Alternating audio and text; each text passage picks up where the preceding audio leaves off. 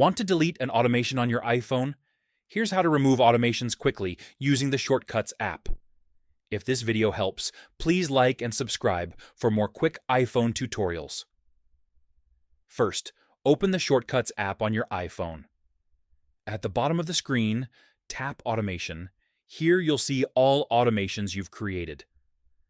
Scroll through the list and locate the automation you want to remove. It doesn't matter if it's enabled or disabled. Swipe left on the automation.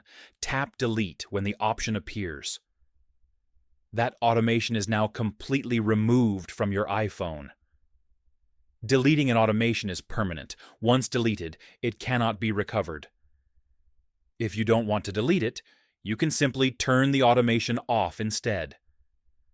And that's it. That's how to delete an automation on iPhone in 2026. Subscribe for more iPhone tips.